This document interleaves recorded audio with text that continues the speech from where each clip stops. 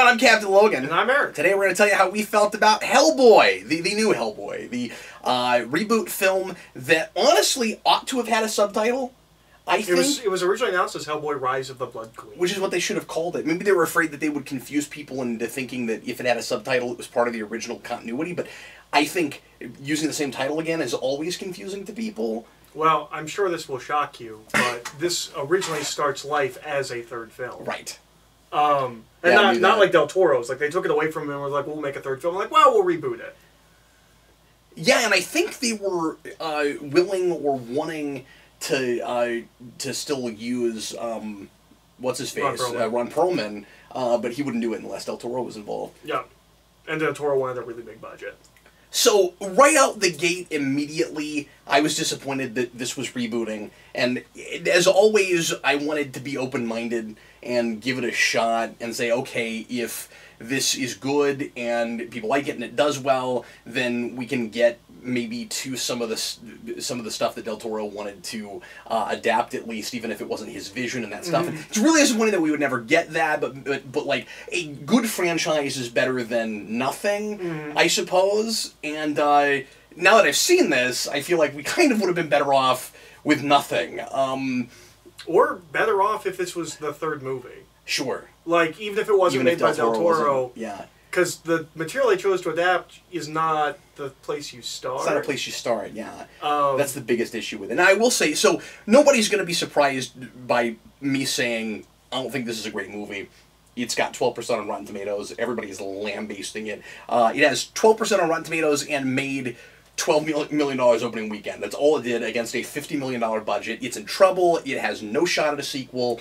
Or a franchise. They wanted this to be a multi-film franchise. Yeah, and that's made really clear throughout the film. Like, the movie is commenting on almost like this just assumption that it will get more movies. There's a somewhat amusing, like, we gotta make sure the villain's not in the sequel line that I would have liked in a different movie, maybe. But anyway, so, like, people won't be surprised that I'm saying that. However, I will say, I don't think it's quite as bad as all that. No, this is... Okay, so... I don't exactly want to come to this film's defense, but BVS is like 29%. This is better than BVS. I was expecting another movie where we had to walk out, like Suicide Squad or BVS, where it's like... I was thinking about Suicide Squad. What were they doing? Like, how did you cut this movie? How much is missing? It's a movie. Yeah, it's coherent. Yeah. It is coherent. That is the bar at this point. Yeah. It is coherent. And I'm a broken record lately on not great superhero movies, but very often when we're flipping our assigned read on superhero movies, we tend to make the statement, it's like the one you would have made 15 years ago. And this is that. Like, this is an okay effort if it was the first time out. But the problem is we got a superior effort years ago. Well, it's weird. And a more confident effort, and... It's weird, because there are certain things about this, like, Hellboy in this is characterized, like, as a 16-year-old. But not just a 16-year-old, he feels like a 90s 16-year-old. Oh, interesting. I wasn't getting that from it, really. To me, Hellboy in this movie felt like if we'd made this in the 90s, and we're like, this is what kids are like, right? Like, this is what kids like, right? We put the boy in Hellboy. Yeah, yeah. Here's the thing. That starts with Del Toro. Del Toro's Hellboy is a little bit more childish, and he's... Like, he adds a boy-to-a-man character arc that isn't in Hellboy. Okay. Hellboy, in general, is a much more mature and sophisticated thing, and it's not a coming-of-age story.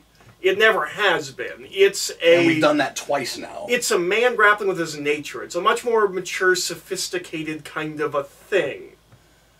This is worse. Like, Del Toro did his own thing with it.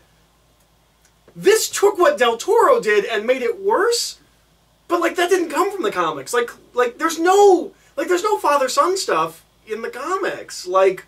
And I should mention that you know the source material and I don't. Yeah. I've read very little Hellboy, and so most of my exposure to this is the movies. And I bet a lot of people that are like me and have only seen those movies and haven't looked at the comics will just assume because we did that twice.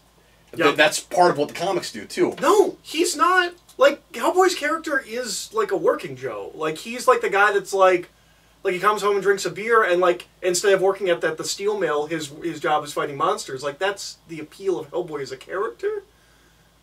And Ron Perlman does that. Yeah. Like, even if it is a more childish take, and I don't want to say childish like disparagingly, even if it's a younger, I guess, take mentally, or where he is on his journey, it's not... It's still there. It's not there at all here. And what makes it even more aggravating is that he still comes from World War II, which means he's still the same age. And kind of unlike... And it is set in present day, so Broom being around then makes no sense. No. I could not deal with that. You can't do that and have so many like social media references and things. You just can't do that. Well, set it ambiguous if you timeline wise. If you're gonna do that. Well, and Hellboy is moves in real time. So like Broom dies in '95. There's nothing wrong with that. Yeah. Even in the original movie, like it's stretching it a bit, but like why couldn't we just make it a period piece then? Yep. Just set this in the '90s. Well. And the Hellboy comics are so old school about everything. Like, there's a lot of stuff in this where I'm really just like Damio's thing that he puts in his leg. In the comics, that's like an old Asian witch woman who puts smoking pins in his back. And that's not oh well, it came out back then, and so we just need to update it, make it hip and modern. It's an intentional choice that everything is more old-worldy. And the biggest problem with this movie as the Hellboy on the adaptation side of it is it's just the wrong take. I liked some of the horror stuff. It's the wrong horror. Yeah. It's much more schlocky. It's more Sam Raimi. Yeah. It's and I like Sam Raimi. Yeah. But that's not what Hellboy is. Hellboy's very gothic and classical. And it's got those moments. Yeah. And some of that was funny and we laughed at, but it didn't feel like it was the right movie. And the violence was gratuitous. And it's consistent in and of itself, it's just wrong for this material. Yeah.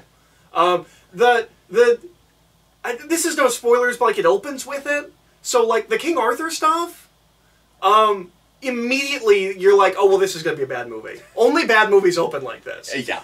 All of that is told in dialogue in the comics. And felt like it should have come out, well, the year the original Hellboy came out. And that's what's so weird about it, is that, this feels like the Hellboy movie that comes out, right after, Leaving Strong Gentlemen. What is it, 04 that Hellboy comes out? Yeah, I think that's right, 04, 05. That movie is... I just remember that because that was right after my wife and I started dating, and I've talked about this before, but she and I went and saw it, and I fell asleep, and I didn't understand it, and I didn't think it was very good, and then I did the rewind on it years later, and I was like, oh, this is quite a good movie, I don't know what I was talking about. It was pushing some envelopes, it was doing some new things, and this, I feel like, has an identity crisis. I think, and it's weird because I wouldn't call it exactly tonally uneven. It feels like it... I'm with you. It feels like it doesn't want to make what that source material is. It wants to do the same character arc, as you said, that the Del Toro movie does, but it is working overtime to try to set itself apart tonally. Mm-hmm. It wants to feel like a completely different thing, and I think it kind of manages that, but then it feels really wonky when you get to the end, and you're like, okay, it's about the same stuff. It's getting at character-wise and thematically the exact same things. Well, what's weird is that's all Del Toro. Right. That's not inherent making a Hellboy movie. That's what he brought to it. We retold his story. Yeah, why did we do that? I don't know. It's sort of like...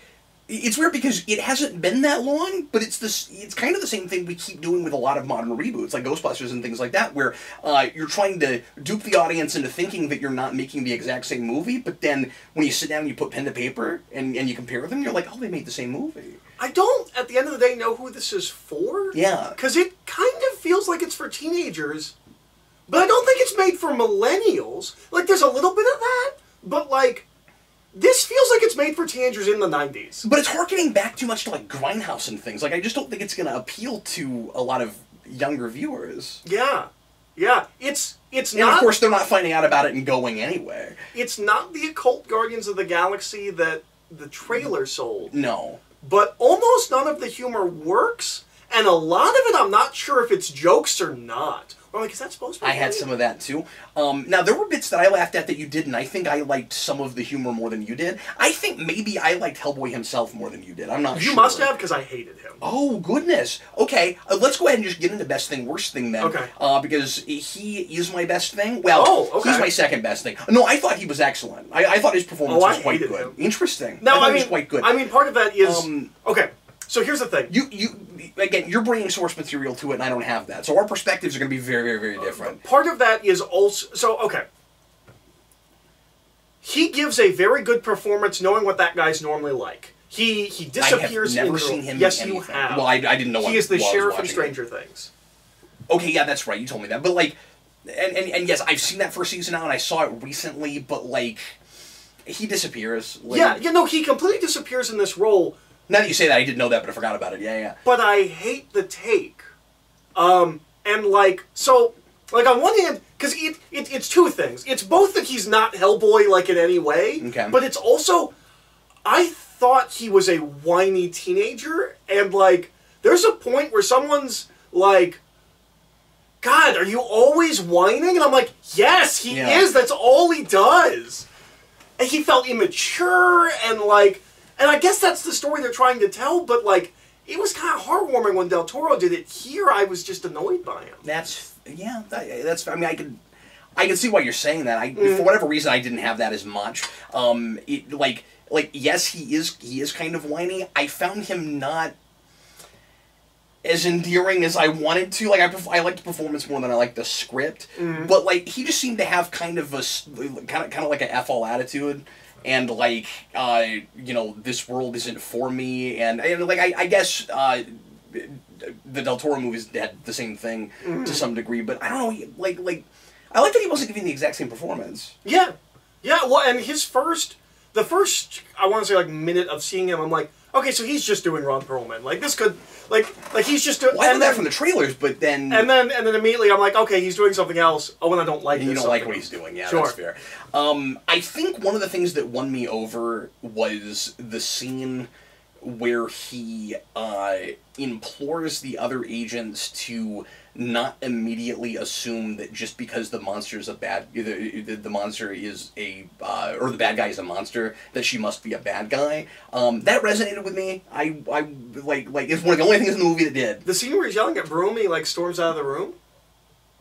I don't remember who he was talking to in the scene. Is it the boardroom scene, or is it earlier? I don't remember. Okay. Honestly. And let me say, this is a very forgettable movie. Yeah. It is, like, I'm losing it as we're talking about it, honestly. Okay, I thought that was very been there, done that, and... Because of where they set it in the timeline, at least for this universe, it makes a certain amount of sense, but, like, this is the organization that employs Abe Sapien, and, you don't know him, but, like, Roger the Homunculus, and, like, they have a guy on payroll that turns into, like a werepanther, like, that all felt so hollow to me. I'm like... That's fair. Maybe I just liked the speech, just out of context, because I don't remember who he was talking to even, so... But again, that's bringing stuff from the comics, because, like, it's not like we see that. I mean, I guess we do see the werepanther thing, but, like... It didn't feel like indiscriminate killing. But it's way later and we don't know about it early. Like, you don't know that guy has superpowers until and I guess Hellboy doesn't know at that point either. I think he has a decent amount of chemistry with the girl. Okay. I think that's all right. Sure. I thought the girl that Alice. Alice, who is like a seer. Like the scene where we're introduced to her, I thought was okay. That was one of the better scenes in the movie. Sure. I want to know how she got angel bones. Yeah, that's a really good question. So that is actually my second best thing. My real best thing is the Lobster Johnson cameo. I think it's quite good. They cast Thomas Hayden Church, which I think is hilarious. That was the one thing in this movie where I was like, that was kind of fun. Oh man, I didn't know that was coming! Yeah. That is my second best thing. Oh, okay. But that's also the thing, well, one, because I just wasn't going to mention that, if that counts as spoilers. But the other thing... The movie is $12 million. $12 million. But the other thing is... This is going up 3 days after it opened. There's a chance you won't even be able to see it at this point already. That's also one of the things in the movie. It didn't feel exactly intrusive. But I also think a very small percentage of our viewers are even going to know who that is. Sure.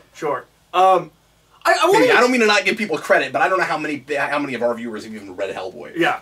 Because I have not read Hellboy. I'm not even going to say that he's intrusive, because he's not. No. But like, the second I saw him, I'm like, oh, you're building a universe. Yeah. You're putting him here so we can do the Lobster Johnson movie later. Yeah. But no, that was, I think, my one moment of like genuinely like enjoying the film. And the other thing was the way that scene is.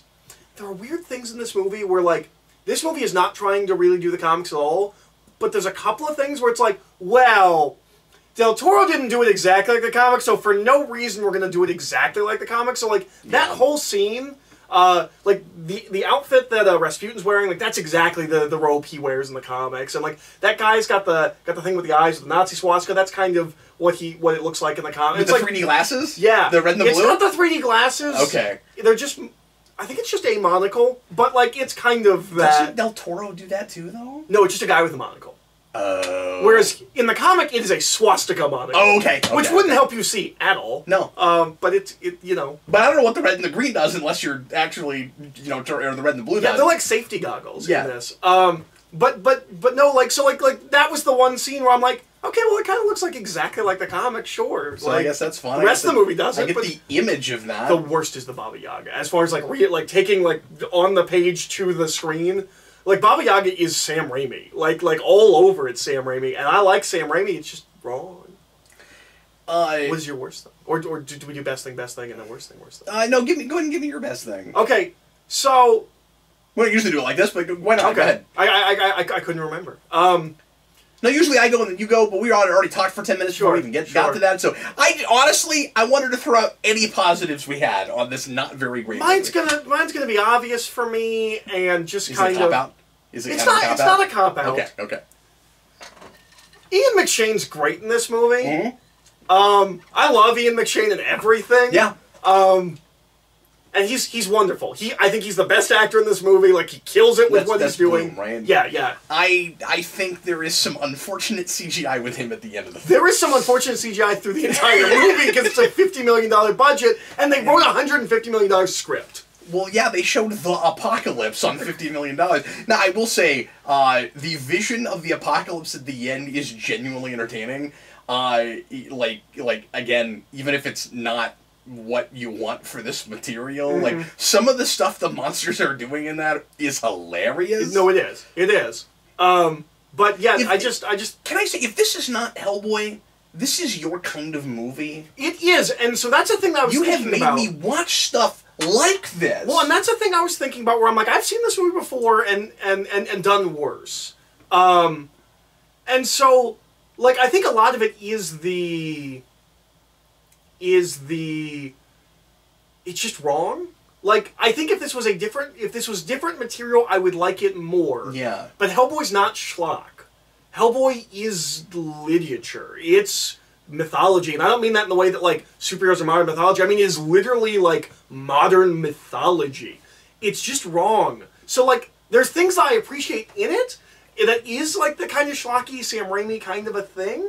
But I would also say maybe there's not enough of that stuff for that to win me over. But, like, if this was a complete standalone property, maybe. If this was the original take, like, the first time you ever saw this, I think you probably would have liked it more. I would have loved it as a 14-year-old. Yeah. Like, if I see this movie when I'm a teenager, I probably would have loved it.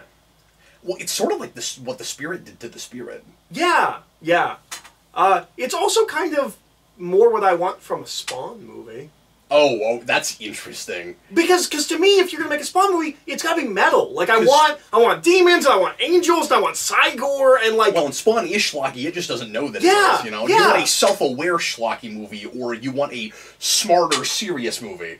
What's the odds on this being better or worse than Spawn? I'm gonna say it's like a 50-50. And there's a good chance. Because that movie won't be fun. McFarlane has promised us that it won't be fun. That's true. Alright, so what is your worst? Special effects. Sure, absolutely. Most assuredly. And just the fact that it's not what was originally advertised. And I don't mean in the commercials. I mean when the guys that put this together were originally talking about it, and what got some Hellboy fans really excited about it, it was supposed to be the comic book Hellboy movie. It was. We went to rated R so we could do the scary stuff and go stylized and not make a like super accessible because comparatively to what that would be if they made that, the Del Toro movies are. It wouldn't have been a commercial thing. They made a commercial thing the other way. Mm-hmm. Yeah, they ended up erring on the side of super commercial, but like hard R, super violent, super bloody. So my big disappointment the second I saw the trailer was, I thought you were going to make like an R-rated horror movie. And I thought it was going to be super stylized. Yeah, me too. Well, and it is to a degree sometimes. I thought it was going to be stylized. That World War II flashback is really stylized. You know what, though? It looks like the opening of the first movie. It does. It's not any different as far as the visuals go. And Del Toro's is stylized. It is, yeah. But I was expecting, before I saw the trailers, something that was with color palettes that were closer to the comics, like a much more muted, understated kind of thing. Mm-hmm. And I've always wanted to see if it's possible to more or less translate Mignola's art to live action. I don't know how you do it. I guess I'll never know. But it's so when they announced it, I assumed like R-rated horror movie, like it's and it's a lower budget. I immediately assumed like there's like 5 or 6 different Hellboy and Haunted Castle movies. You look at those, you cobble them together, and you do like smaller, more intimate horror movie. This is an R-rated horror movie, which the trailers do not give away or don't sell you on it. It is in fact that, because that was my thing. I was like, what about this is a horror movie, and why did you need to be R-rated? It is an R-rated horror movie. Yeah. It's just the wrong kind of R-rated. And it's huge. And here's what's really weird. This will be another minor spoiler because I'm going to mention a line of dialogue. It is. So I've heard that, and I haven't looked deep into this, I've heard that this movie had some, trials and tribulations behind the scenes that people couldn't get along and decide what exactly it should be. You can kind of see that on screen a little bit. Well, Mignola sounded really involved when they announced it, and then very quickly he's like, I have nothing to do with it. I just point him in the direction of like the stuff that maybe they should do. And yet I think his name was on story. Originally, I don't know if it made it into the movie. It was him, Christopher Golden, and somebody else. There were There were 3 guys, and they did like a first draft or something. So I mean, it's unfortunate that he didn't like what they were doing and he didn't get to steer the ship at all. There are a couple of bits that get stuck in here that make me think that that they're speaking to the frustration of the making of the movie, and the big one is, there's a bit, and I laughed at this line, and then the movie kept going, and I was like, this is really unfortunate that this is the movie that is this line. There's a moment where Hellboy says he wishes that the stakes were smaller and more relatable. And I'm like, you said that in this movie? Put that in this movie? And specifically referring to a prophecy. Right. A prophecy with smaller, more relatable stakes? Prophecy with smaller, more relatable stakes? That line is in this movie? Yeah. That's very interesting to me. Yeah. So my worst thing is Alice. Oh, really? Interesting. I couldn't stand it every single second she was on screen. Wow. She is so... You had cast issues I didn't have. Interesting. Yeah, she is so, smug and, You're making me feel like my bar was real low. I think she's the worst of, the modern hip. And, every single second she's on screen. There's a point where I'm like, please just let her die. Let her be out of this movie. Wow. I thought she was really obnoxious. But, yeah. Yeah, I didn't have that. I didn't love her or nothing. And again, I thought, her and Hellboy together were okay.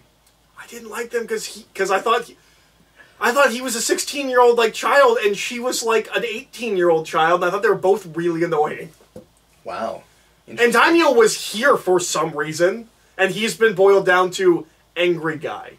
Is that Daniel Day Kim? Yeah. Yeah. I think it's the first time I've ever met Hellboy in the comics. Really? Yeah, I have no idea why he's in this movie. I assumed that they would bring in, some... I thought him being in this, I assumed that, okay, so we're doing Hellboy, we're also going to do some BPRD stuff. We didn't do any BPRD stuff. We just brought him over for some reason. The choice of characters in this movie seemed to be pick people who weren't in the first one. Yep. And what's really confusing about that is, first of all, you're going out of your way to make sure it looks as different as you can, but as we said earlier, telling the same story, more or less. And second of all, are you thinking that the only people that, and this is probably true, honestly, but are you thinking that the only people that are going to go to your movie are fans of those other movies, and that's why you're making sure that those characters aren't there? Because the rest of the world isn't going to care. Well, and also... Those weren't huge movies, and it's been a while. So, like, if you could get a new audience to go to this movie, they're not going to know who Abe Sapien is. There's no reason not to put him in the movie. But also, like, if you don't put it there because you think fans are going to say, like, well, we've already had that, but then you're not making a movie for fans at all. So why do you care? Yeah. And, like, Abe Sapien is substantially different in the Del Toro movie. He's not a psychic in the comics. He's just a gill man. Like, you could have brought him in and him not have powers, and he would have been a completely different character. And I'm not complaining that he wasn't there. I'm just using that as an example. Yeah. No. It felt like Daimyo was here. And this is a story that in the comics, like, Hellboy's left the BPRDs by himself. And then he meets a girl, and, like, she's also there. But, like, you didn't need someone else in this story. Like, at least, like, looking at the source material, like, it's not a story where Hellboy has other people around them that much. Well, you say a story, but it's also, like, him learning his origins at the same time, so you're sandwiching the beginning and the end with, like, from what you've said, almost nothing in the middle, right? Yeah. Like... Yeah, well, we do a little bit more of the stuff that I was expecting, so, like, that thing with the pig guy, who, by the way, is a real sad and tragic and pathetic character in the comics. Really? They play him for comedy in this, and... He's played for comedy, but it's a real, like, sad comedy. Like, his life is he's just awful. But I mean, like, he's kind of a slapstick character in this. Like, he's just Bebop. Yeah, that's like, exactly he's straight up Bebop. The flashback with him is more or less that story from the comics. Okay. I don't, like... It's that thing that Joss Whedon said about Alien Resurrection, where it's like, it's not that they changed that much, it's just how they did it. Like, I was like, yeah, this is kind of that story, but, like, I would hate for this to be anyone's exposure to a lot of the material that wasn't in the Del Toro movies, because it's all done wrong. Well, and what's sad is, especially the, like, Knights of the Round Table stuff, like, major reveals. Yeah, this should not be where you're introduced to that stuff. That is that is near the end of the Hellboy comics. You probably wouldn't, but if you watched this and it got you interested in the Hellboy comics, you wouldn't have that mystery, and it's introduced to you wrong. So like, that's really unfortunate. I want to say this real quick too. I thought this movie kind of had pacing issues. It's too long. And when I say almost timing before pacing. We don't get time to breathe much. It feels really plot-driven much of the time. But then we go off and do things for, like, like that Baba Yaga scene, like, why was that there and why did it take so long? Yeah, that's true. So, okay, pacing and timing. Yeah. I felt like I could set my watch by flashbacks. Yeah. Like, that happened way too often, and... but it's because they're doing a later story, and they have to set up these things they've already... And I wasn't primed to care. So, like, I get a flashback and I'd be like, why am I watching this now? Like, I don't care. I just wasn't invested enough. And I felt like I was just constantly getting exposition thrown at me, and it was asking me almost to take notes, but I didn't care. Like, it was probably easier for you to follow the story than it would be, your average viewer. I wondered and even about me. that. I felt, and, like, it's easy for me to say I had a hard time following the story. I also didn't care much of the time, so it was easy to tune out, which is unfortunate. But I will say, what little knowledge that I got from the Del Toro movies that made it into this helped me a little bit, and I was like, this would be a terrible introduction just to this character. Like, I think you have to already know who Broom is to some degree. Yeah. And then that brings up your who is this for question. I don't know who this is for. But, well, I'm not feeling it. No, but you know what? Yeah. I can't bring myself to hate it. Like, it doesn't make me angry. No. Part of that's because it only made $12 million and nobody saw it. But, buddy, by next Tuesday, I'm going to forget that it even exists. Yeah, exactly. Yeah, it's not worth hating. It's just not good. It's pretty superfluous, but it is made worse by the fact that we got this instead of the ending of a pretty solid trilogy. And I'm it's really sad that didn't happen. Ron Perlman's not exactly quiet on Twitter. I'm really interested to see if he has said anything. I or don't if he's think been he'll really professional. go. He doesn't have to go. He just has to comment on, well, both of our movies made more than $12 million in their opening weekend. That's true. Now, yeah, why didn't we get to make ours? Yeah. This made no money. Ours would have done better than that. And a third movie with Ron Perlman would have done better than that. I think. Am I wrong? No, I actually think it would have, but Del Toro wanted a $150 million budget.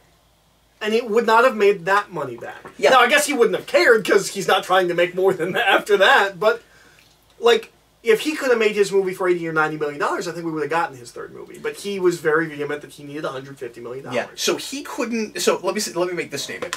Del Toro could not have made his movie for $50 million. But they tried to make his movie. But neither could they. They also couldn't make their movie for $50 million. I saw it. It's not done. It needs help. It's not done. CGI is like 2007. Like it's shoddy. Yeah, it's bad. Like I saw some Legion most in of this it movie. is bad. Not the TV show. The crappy movie from what 2009, 2010 Legion. I saw some of that in this movie. It reminded me of Van Helsing. When you get that budget, how do you not go? Okay, so minimalism.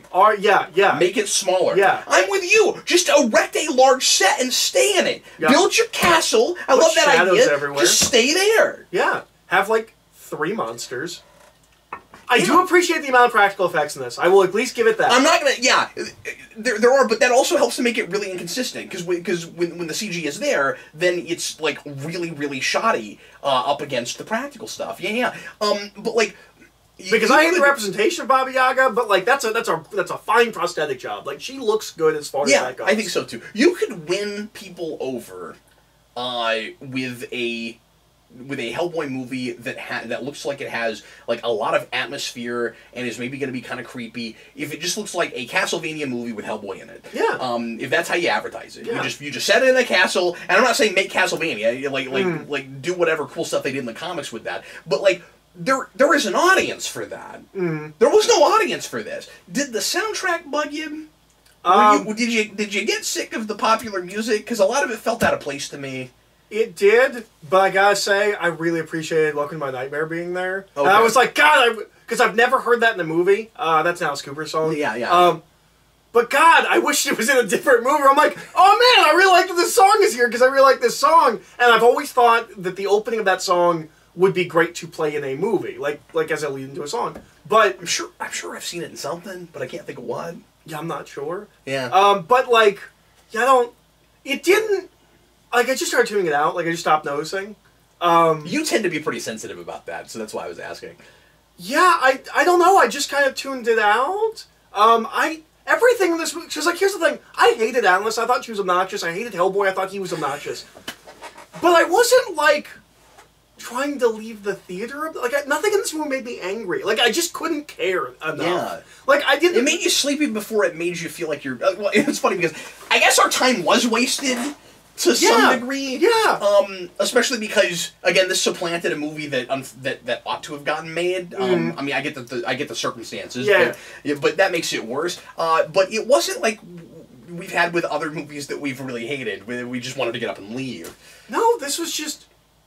Like, it just felt muted and dull. But put that on the box. Didn't make me want to leave the theater. Last question I have for you, because I just thought of this, is... Did you have what I had where there were places where it was difficult to understand dialogue? Some of it was thick accents, more of it was just bad miking. I don't know if I'm right about that. Sometimes it's like the theater you're in and stuff, but there were places where I felt like music was overpowering dialogue and stuff, where like I just couldn't pick up on what people were saying. Too bad. I was straining in a couple of scenes. Okay. Or maybe I just didn't care. You just didn't care at that point. Yeah, it's possible. So, not feeling it. Yeah, not feeling it. Well, thanks a lot for watching, everybody. Sure, hope you enjoyed it. We broke hiatus again to review a new superhero movie. We're going to break hiatus again in the not-too-distant future to talk about the second season of The Tick. Briefly, we're not going to do a full spoiler cast, but we'll give you our brief thoughts on that. And then, obviously, here in a couple weeks, we're going to have Endgame, and we'll have to talk about that as well. So look forward to those things, and I will be back with regular videos in a few weeks. Eric, thanks for coming to theater and watching Hellboy. In the meantime, I am Captain Logan. And I'm Eric. We'll see you later, folks.